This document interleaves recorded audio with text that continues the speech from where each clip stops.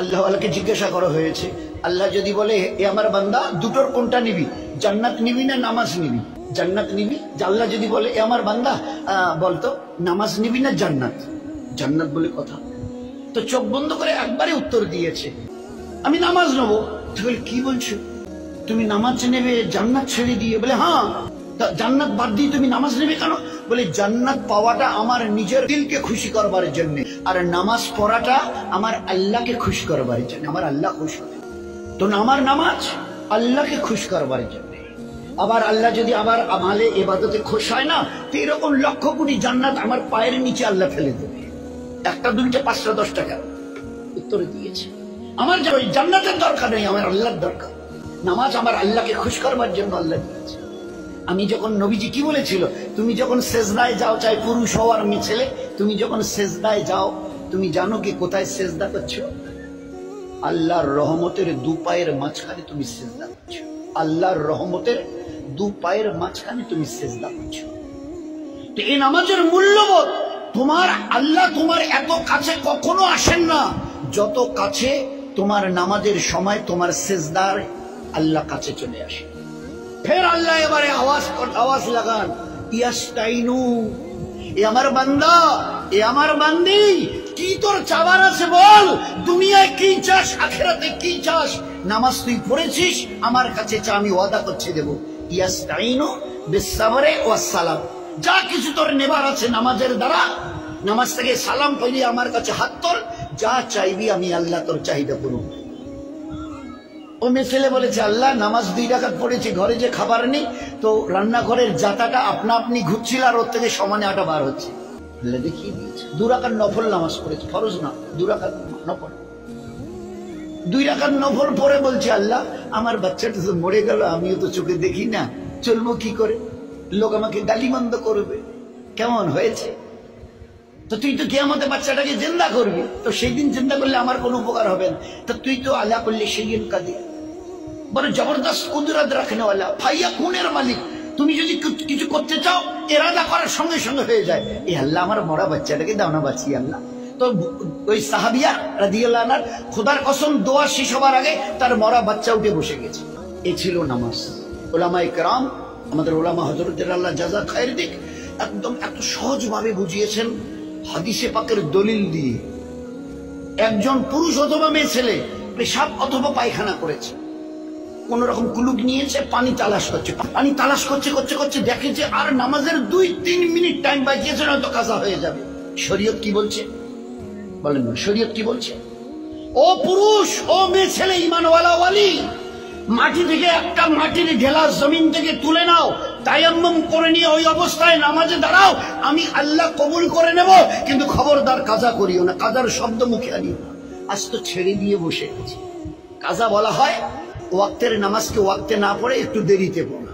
আজকের বোধহয় 3টা ওই 32 কি 35 36 ওই দিকে জোহর শেষ হয়, আসর শুরু হয়। তো 35 পর্যন্ত পড়লে জোহরের নামাজটা ওয়াক্ত হিসেবে পড়া যেত। এবারে 3:36 আর পড়া যাবে, 1 মিনিট পার হয়ে গেছে, কাজা পড়তে হবে। দয়ার নবী বলছেন, আমার উম্মত আর পুরুষ আর মা বোন, ভালো করে কান খুলে শুনে নাও, আমি দয়ার নবী, রাহমাতুল লিল আলামিন, রাহমাতুল লিল আলামিন, দয়ার, আমি দয়ার নবী। কতটা দেরি করলে?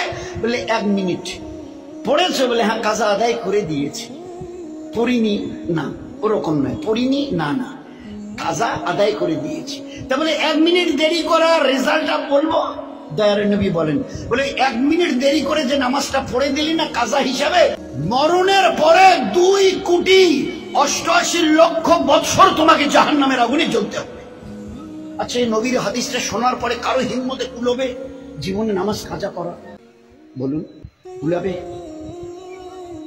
স্বামী স্ত্রী মিলেছে, সবাই জানি স্বামী স্ত্রী মিললে গোসল ফরজ হয়। উঠে দুইজনে পানি তালাশ করছে, চলো চলো গোসল করি, গোসল করি, গোসল করি, নামাজ পড়তে হবে। এই গোসল করি করতে করতে পানি খুঁজতে খুঁজতে আর 3 মিনিট 4 মিনিট বাকিয়েছে। পানি যে পেলাম না। শরীয়তের হুকুম কি? শরীর তোমার নাপাক বলে এত নাপাক যে গোসল ফরজ, ফরজে আইন বলে। এই অবস্থায় যখন আর পানি পাচ্ছ না, আর মাত্র 2-3 মিনিট, নয়তো ওয়াক্ত গড়িয়ে যাবে, কাজা হয়ে যাবে। একটা মাটির ঢেলা তোলে তায়াম্মুম করে ওই অবস্থায় কাঁপতে কাঁপতে দাঁড়িয়ে যাও, আমি আল্লাহ কবুল করে নেব, কিন্তু কাজার ইজাজত নেই।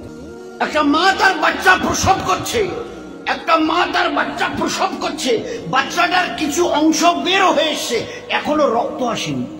শরীয়তের হুকুম, তোমরা যারা তার পাশে আছো তারা ওই ছেলেটাকে বলো যে বাচ্চা প্রসব করছে আর বাচ্চার কিছু অংশ বের হয়ে এসছে, ওই অবস্থায় ও তো দাঁড়াতে আর পারবে না, বাচ্চা কিছুটা বেরিয়ে এসছে, ও রুকু ও সেজদা করতেও পারবে না। ওকে বলো ওই অবস্থায় চোখের ইশারায় যেন নামাজ আদায় করে, কাজা যেন না করে, কাজা যেন না করে। আমি আল্লাহ কবুল করি না। ওই শোয়া অবস্থায় এখনো খুন আসেনি, এই অবস্থায় তার জন্য নামাজ পড়া ফরজ। এসব ভাবা যায়, ভাবা যায়।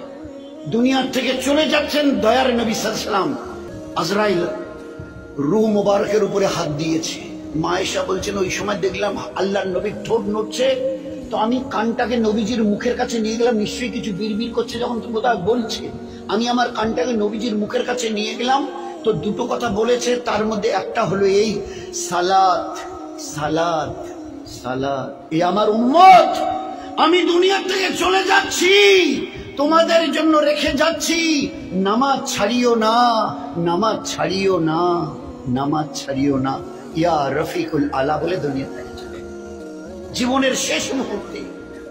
এ আমার উম্মত, আমি চলে যাচ্ছি, তোমাদের জন্য রেখে যাচ্ছি, এ নামাজকে কখনো ছাড়িও না। সেই নামাজের অবস্থা কি বল?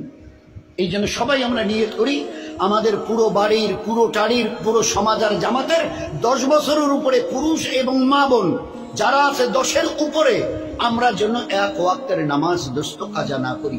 চেষ্টা করতে পারবো ইনশাল্লাহ? ভাই চেষ্টা করা যাবে?